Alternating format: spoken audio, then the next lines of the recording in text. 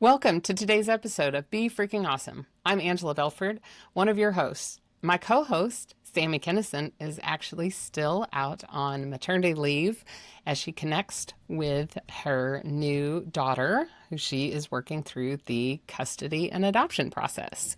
So I'm excited for when she can come back and join us, and we'll be able to share her story a little more fully.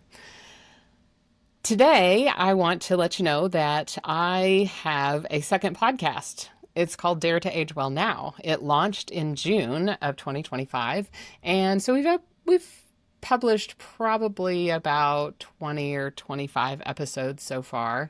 And what I'm doing on that podcast is speaking directly to women in their 40s and 50s and beyond and sharing tools and techniques of how they can age well.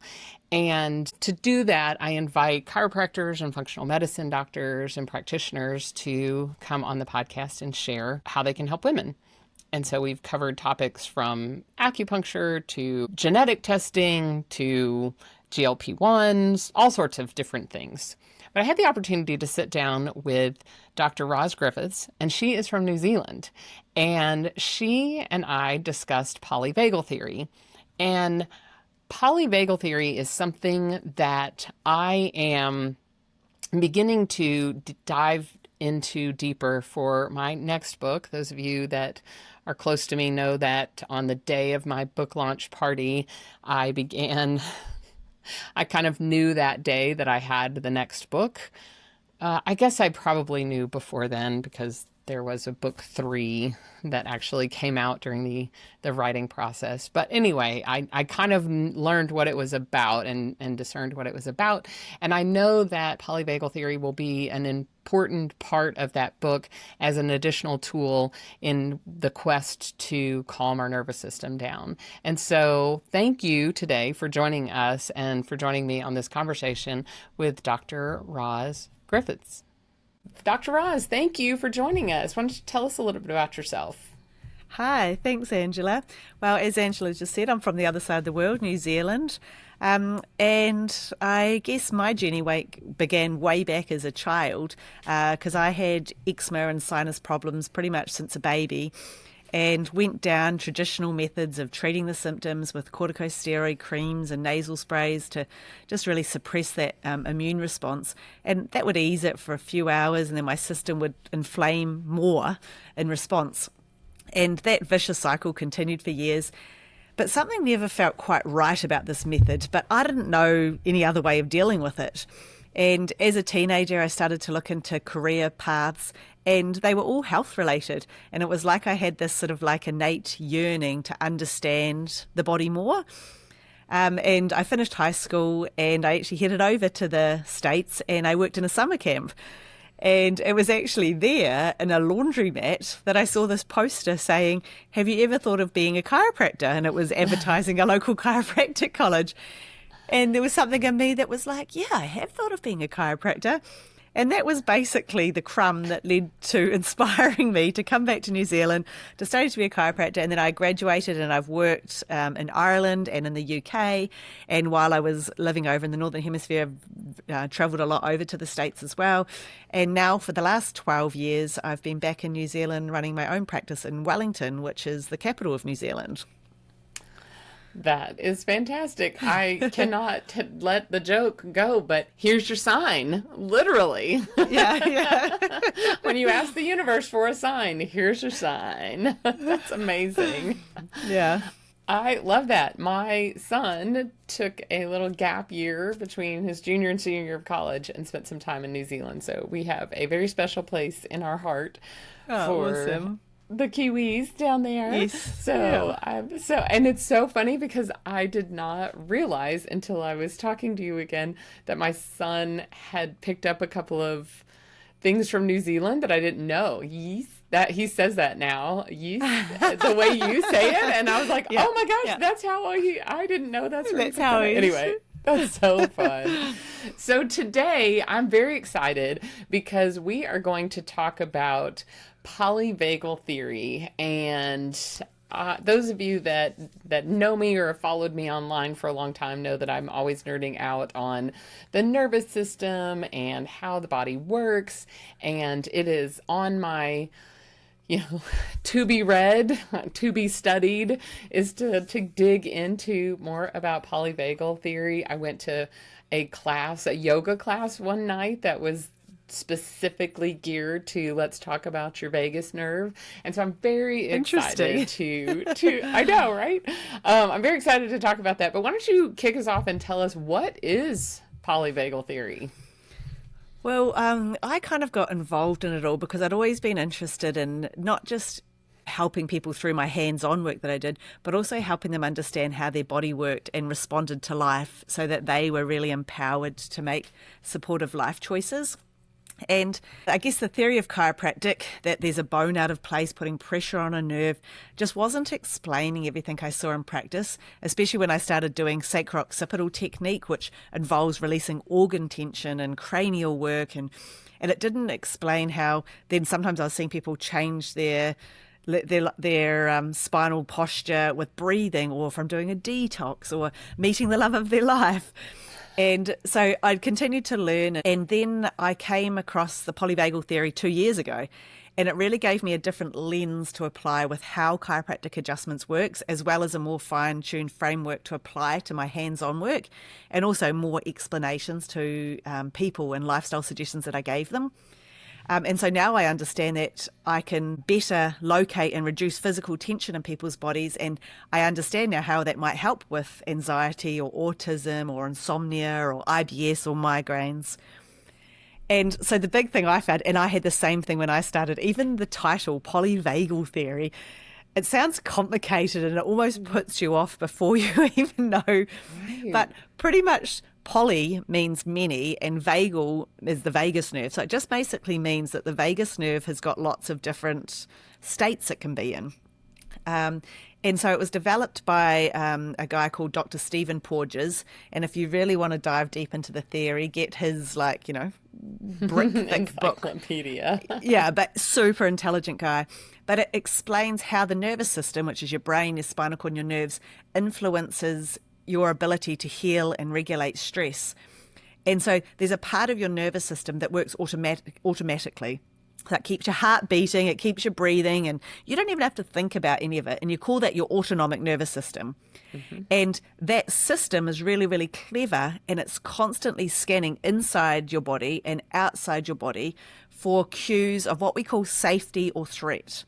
And that's called neuroception, your body's ability to detect the environment. And so, for example, if we heard an alarm go off right now, that would send most people's systems a cue of danger. And if you heard, say, children laughing, that might give you cues of safety. And then internally, if my jaw's all clenched, and, that might be sending cues of danger to my body. And then if I am, going for a nice walk and I'm moving my arms and legs nice and freely, that might give a cue of safety to my nervous system. So you guys know this, but the nerve that does most of the surveillance in our body, it's called the vagus nerve. And vagus in Latin, I assume it is, actually means wandering. So it's like the wandering nerve. It goes all through so much of your body. And so when you hear about these terms like vagal regulation or vagal tone, it's pretty much talking about the same thing as polyvagal theory. It's just a bit simpler way of saying it.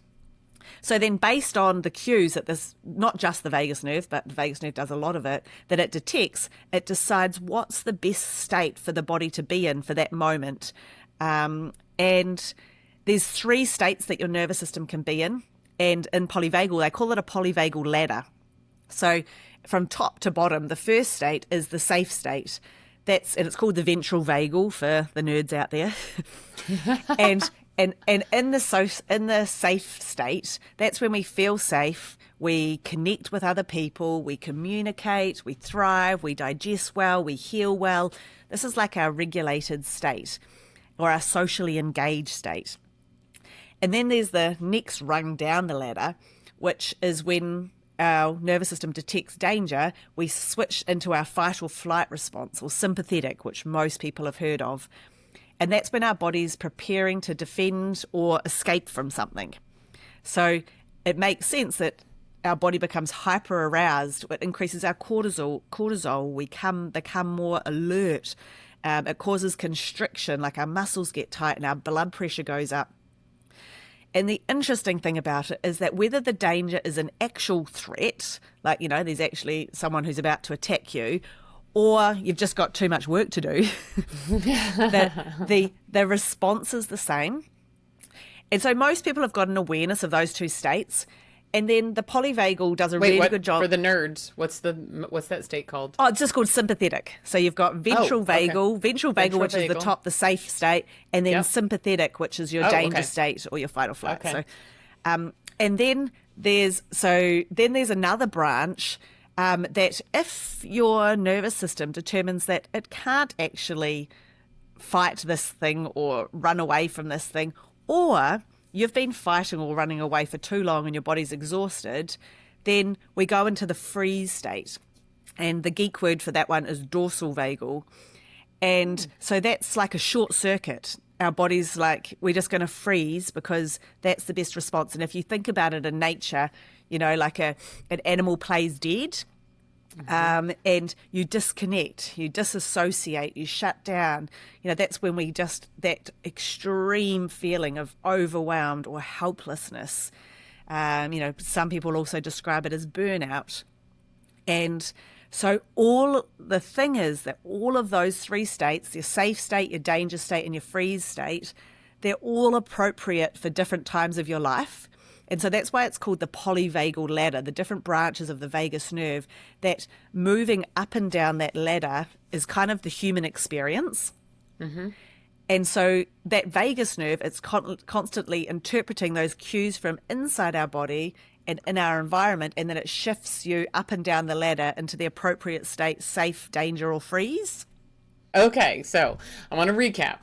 Yes. So I have thought about, the fight, flight, or freeze. I've thought of it as an on-off switch, right? Either we're in fight, flight, or freeze, or we are in rest and digest and homeostasis. Yes. Yep. But I love the nuance of this, that the fight, flight is literally you need a response. You need to be able to do something. You're either needing to, punch the bear in the face or run away from the bear, whatever. But the idea that this dorsal phase, number one, it is an appropriate response some of the time. Like I really appreciate when my nervous system will clamp my mouth shut and I don't get myself in more trouble.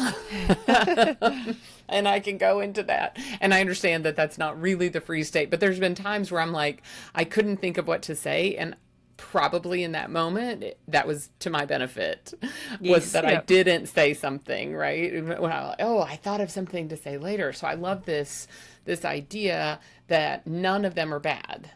No, they all are appropriate. Where we get into dysfunction is when we get stuck in one or the other of those, right?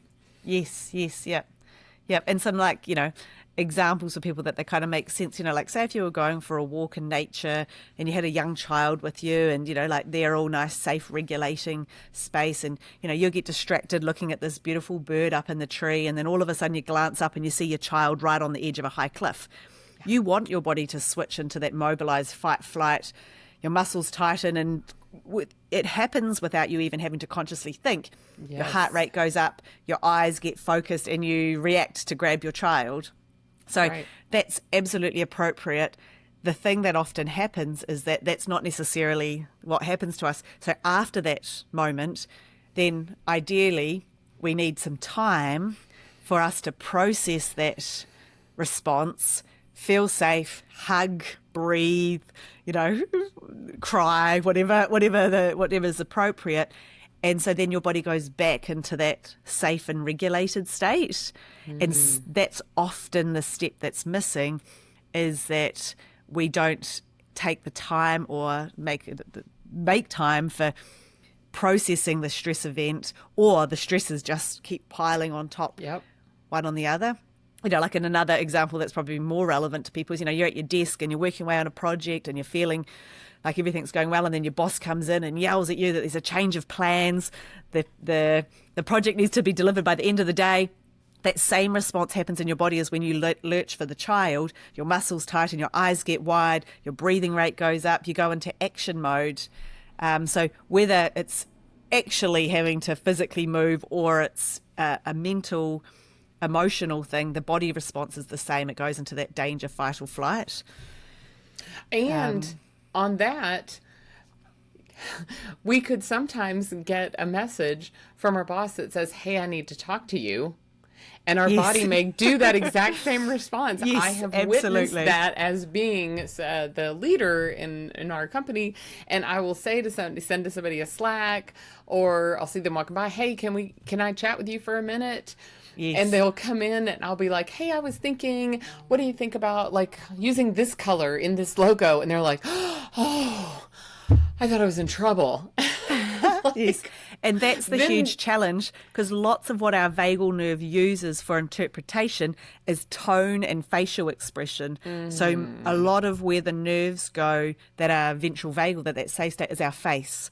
So that's one of the big things that they talk about, is that when you go into that sympathetic state, your face goes offline. So when I'm talking to you, your system can much more interpret whether I'm going to yell at you or whether I'm going to praise you. But now that we do so much via email or text kind of thing, you lose a lot of the cues that our system is used of. So hence sometimes the response might not be the appropriate response, if that makes sense. Yeah. I have learned to start trying to say to people, I've got some ideas about this logo. Can we chat?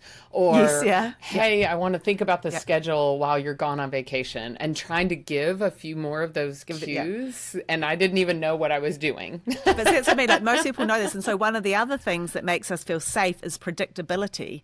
So our systems like predictability. So that's why if you can give somebody a framework as to, hey, can we have a chat? I really want to talk about giving you a pay rise, Right. Or, hey, can we have a chat? There's some areas that need to be worked on in your performance, like it kind of allows somebody to be more neurologically prepared. Yes. Yeah. Even when you have to deliver bad news, unfortunately, that response state is not the state to receive feedback. Yes. And so if you can ever give bad feedback, if you can do it in person, it's generally, like most people already know, it's generally easier on people's system because there's a human connection there. Yeah. I love that. So now that we kind of understand the polyvagal theory, and how can we apply this? How does I mean, I see we're witnessing some things. Are there some tips or things that you can Yes, help? absolutely. So every time you go into that fight or flight or that freeze response and you don't fully process it, it's stored in your physical body, usually as tension. And that tension can manifest as physical symptoms such as joint or muscle pain, breathing issues, anxiety, constipation, migraines, a whole lot more. And people may have heard of this term, which seems to be becoming more popular, called dysautonomia. And it's a common dysautonomia. So it basically means dysregulation of the autonomic nervous system. And that's basically now when people have these things going on and weird symptoms, they don't quite make sense. They don't necessarily respond as you'd expect them to in certain situations, or their symptoms can't be explained. That's a label that I'm starting to hear a lot of, and it might be more common in New Zealand than over your way in the world, that people will say, oh, I've got dysautonomia, which is obviously a significantly dysregulated system. And so back to our geek hat, in polyvagal theory, they use a word called trauma. Now, trauma isn't necessarily falling over and breaking your leg. It's any time we have an experience in our life that overwhelms our body's ability to cope, and it leaves a residue in our body. And that disrupts your nervous system's natural ability to adapt optimally and move up and down that ladder. So trauma is basically the body locking it away, that experience, until there's an opportunity to release or resolve that trauma in the body. And so as you can see, this kind of just brings together so many different people's ways of working on the body and things like that. I have this visual of like going and when we have that closet that we need to clean out and we just open it up and throw something in and open it and throw something in, and like that's what our body is doing, is just open it and like, nope, I don't have time, I'm just gonna keep throwing stuff into that little closet, and eventually the closet's gonna pop out and bonk us in the face, right? It's brilliant because our body's main job is to survive. And so it's like, actually, we don't have the capacity. We've got to deal with the next tiger to fight right now. Yes. We're just going to store this. And as everybody understands, is that often we don't get back to dealing with those stored tensions. So eventually they turn into symptoms. And so I guess the bit is to switch our perspective and see the body as a messenger, not the enemy. So we've got to recognize symptoms as signals, not just problems. But the first thing you've got to do that is you've actually got to stop and listen to your body. What? Crazy. Yeah. Crazy talk. And so this other geek word from polyvagal is interoception. So interoception is your ability to recognize and respond to your internal body signals. And so like right now, if you stopped and just closed your eyes for a second and just notice the tension in your shoulders, even just doing that, relax it if needed, breathe quietly, notice your heartbeat, notice if it's fast or slow or strong or small, and even just those tiny little things, noticing what state you're in, is the first key to cultivating more of an awareness of our body. So my usual first massive tip for people is to cultivate regular routines in our day that allow us to be conscious and notice. So all of those things you've heard before, whatever works for you, that helps you pause, whether it's doing breathing, whether it's sitting down and having a cup of tea, whether it's journaling, whether it's doing a body scan like we just briefly did and just feel your body, whether it's stretching, whether it's grounding by feeling the earth. All of those things help us to improve our interoception, or actually notice what's going on in our bodies. And then after you've noticed, most of us won't be in regulation because, of life. And so then it's about bringing it back into regulation. And this is where the polyvagal ladder adds another layer as well, because if we're at that bottom, if we're in that freeze state, you can't go from the freeze state to the safe state. You've got to go through that fight or flight state on the way. So some examples of feelings you might have if you're in that freeze state is it's like when you feel like you're buried under a load, or the world feels empty or dark or dead. You feel like you don't belong. You might feel depressed or trapped, alone. And some symptoms you might have now, I'm not saying that these symptoms are, like perfect or exact, but some things that may occur is like you might feel numbness in your body because you're disconnected, you're disassociated, chronic fatigue syndrome, IBS, having a very low heart rate or low blood pressure when you're not feeling well in yourself, migraines, chronic pelvic instability, just overall lower body tone. And then like we're talking about the face, often you'll have a lack of facial expression. You won't want to make eye contact. You don't really feel connected with your body. And the human voice can be very annoying to you as well. So those moments that you've been there that's just like, just stop talking. Yes. And so the goal if you feel like you're in that state is you want to thaw things out. You want to warm yourself up. You want to fire up your system, so you want to get your body moving. You want to get life back into, you want to get your heart rate up to move you up to that fight or flight. So sometimes for those people in the freeze state, maybe doing meditation might not actually be the ideal thing. Actually going out for a walk or, moving their bodies may be more helpful. And like my hands-on work now, I find people who are showing a lot of these signs and symptoms, that dorsal vagal nerve goes all the way down into the lower ribs, and it goes all through the digestive area.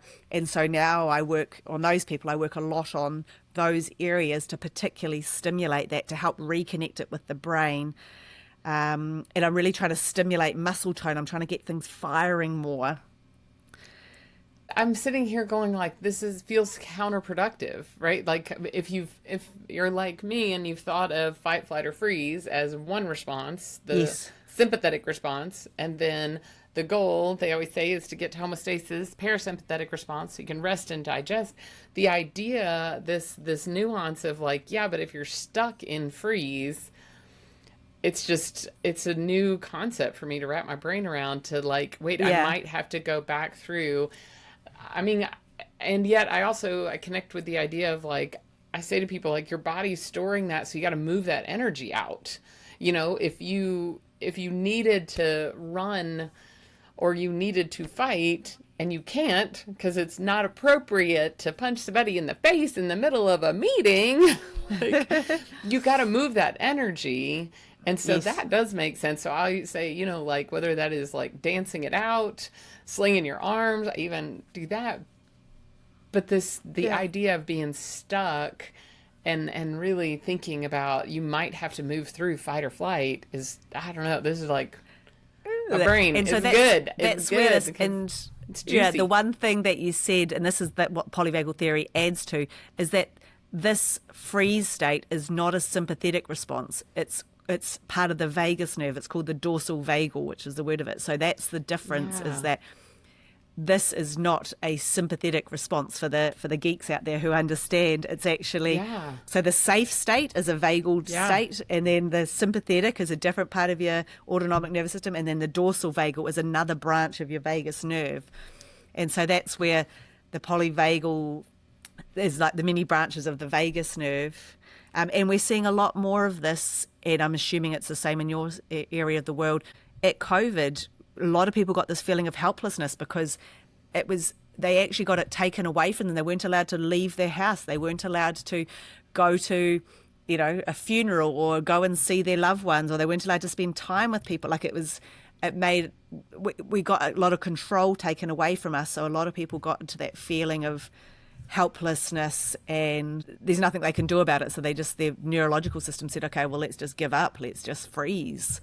So we see a lot of hangover from that as well. So anyway, if you're stuck in that fight or flight, which is what people are usually much more aware of, and I say stuck in that fight or flight, but it's beyond the danger situation. So, you've met the deadline, you're trying to get to sleep that night and you cannot switch off anymore, or you've saved your child and then you want to calm down again. Often the feelings that you might feel in this is that it's just really hard to keep up. You might think like the world is dangerous, it's chaotic, you might feel angry or anxious or scared or threatened.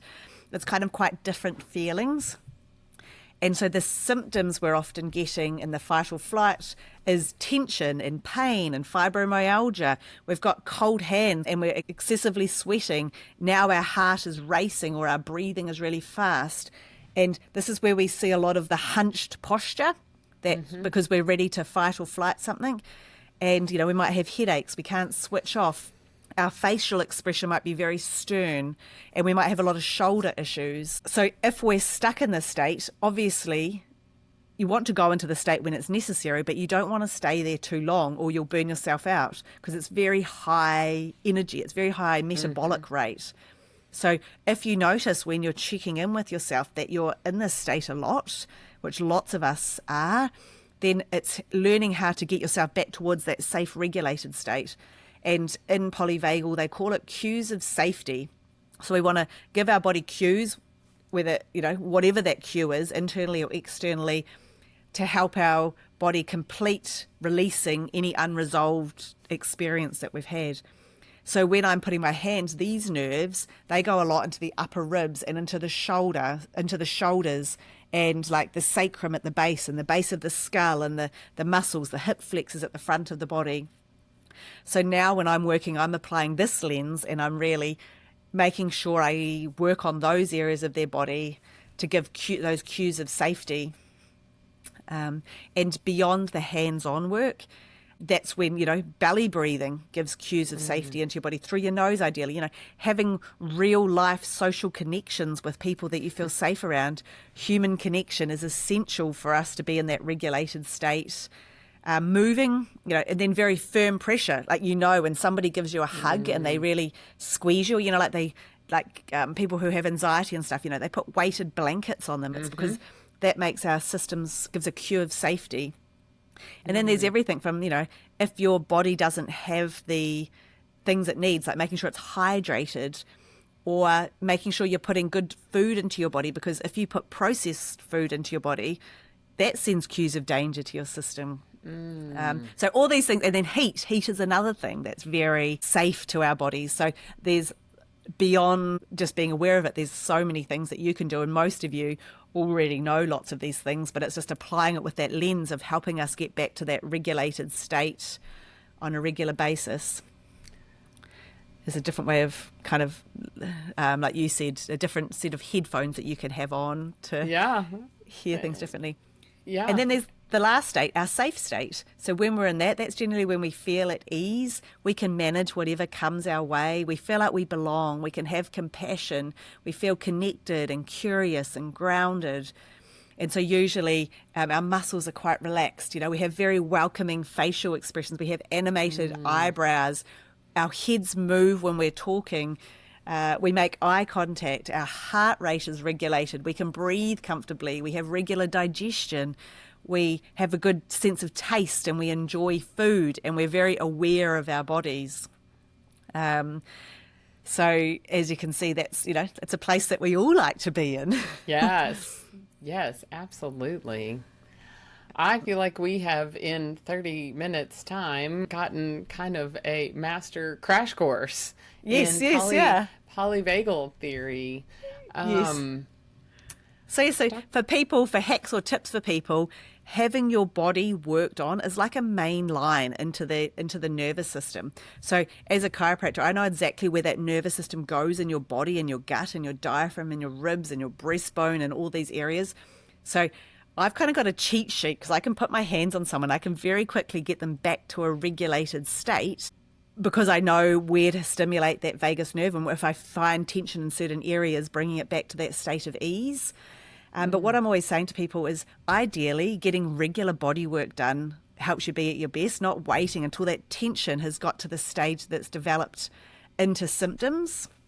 And so that's one great thing for people to do. And another one is to change a habit for 1 to 2 months. Bring hyper awareness to one area of your health. And whether it's a gym challenge, or starting seeing a body worker, or meditating daily, it increases interoception in one area, but that has little ripple effects to other areas, like a reset.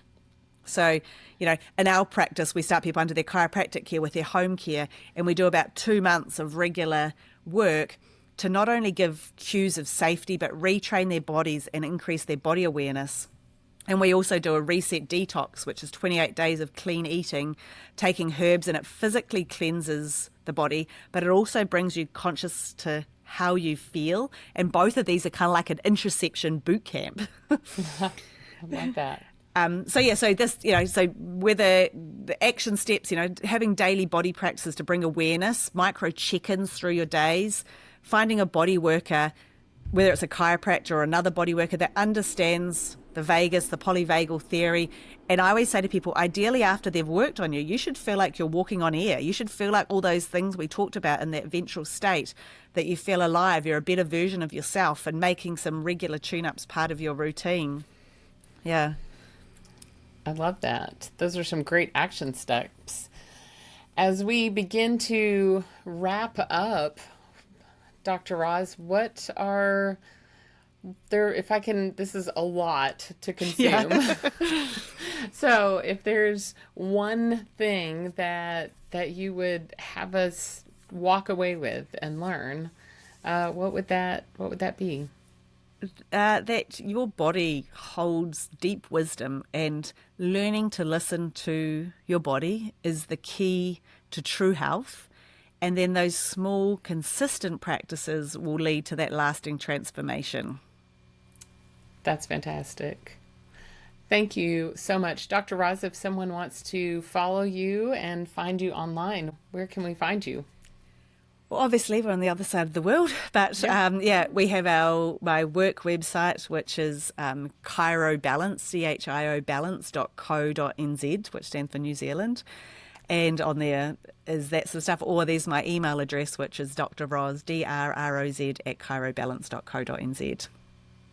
Wonderful. Thank you so much for joining us. Thank you. Wasn't that fantastic? I learned so much. And if you want to follow that podcast, you can actually join the conversation at daretoagewellnow.substack.com. If you're on Substack app, you can just search for us. I think if you search for Angela Belford, you should be able to find us.